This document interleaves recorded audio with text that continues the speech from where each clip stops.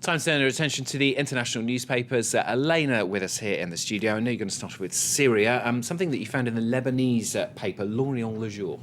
Yes, the crackdown continues, of course, in Syria, as you were saying in your bulletin, and the Syrian foreign minister was insisting yesterday at the UN that it's criminal gangs who are responsible for that violence. But L'Orient Le Jour says what's really interesting now, as the anti-government rebellion becomes bigger and bigger in Syria, is the number of government troops who are deserting to the other side and the lengths to which the army is prepared to go to hunt them down and kill them because they're so embarrassing. Opposition groups in Syria say that dozens of government soldiers with army identity papers but in civilian clothes turning up in hospitals with fatal bullet wounds every day, and they say those wounds could only have been caused by weapons which in Syria only the army has. Now the government has responded to this, the Syrian government, by saying that Israeli weapons have been being smuggled into the country by foreign backers of the opposition, and it's them, those so-called criminal gangs, who are killing the soldiers. But L'Orient Le Jour says that's not a very plausible explanation.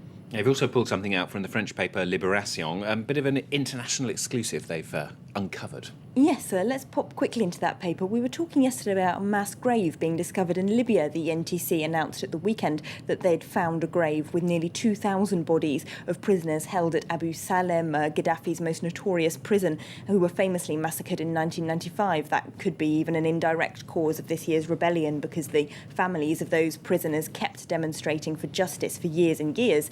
Now, though, Libération's correspondent seems to be one of the only foreign journalists to have actually gone to this gravesite since it was announced on at the weekend, and he says all he could find there were camel bones, and alleges that the NTC claims to have found the mass grave for propaganda purposes because it's such a well-known case in Libya. Yeah, fascinating story. We're trying to be slightly partisan, or bipartisan rather, to that one when it came out yesterday.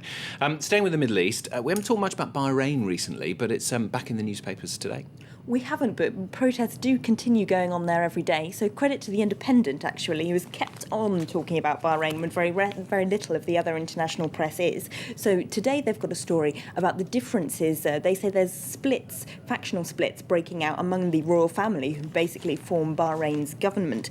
They say that a power struggle is developing, really. A number of senior police officers who had been sacked for torturing detainees have now been reinstated, and nearly 100 Jordanians working in the security forces have also been deported back to Jordan because they were alleged to have tortured detainees. Now, The Independent says it's hard to know if they're getting rid of the worst offenders or if they're getting rid of those who witnessed the systematic use of torture. But they say the contradictory policies being carried out by Bahrain's regime, the king announcing one day that people sacked during the demonstration should get their jobs back, and then the next day saying, in fact, they wouldn't, actually reveal factional splits within the administration. And if only the protesters can work out how to exploit that, their revolution might get back onto the front pages. And another Middle East story. This one's to do with Saudi women getting the vote for the first time.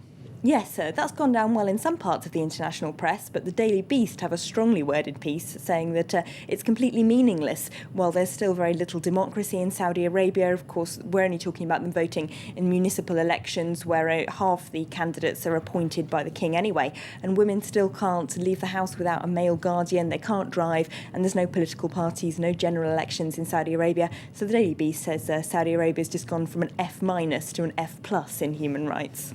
Okay, and the final story, I know absolutely nothing about what this one's about, but Elena says I need to ask her about Buddhist nuns in Nepal. Yes, this is an interesting piece in The Guardian about a monastery in Nepal which has seen its enrolment double after they started teaching the nuns martial arts that were beforehand just forbidden to women. They say it's given the women more self-confidence and helps them meditate, and the nuns quoted say that now that the local young men know the nuns are kung fu experts, they stay well away, which they're quite happy about. So empowered nuns in Nepal doing kung fu. As long as they don't start doing it to the staff at France 24, we'll be all right. Elena, thanks very much. That's Elena with the international papers here on France 24.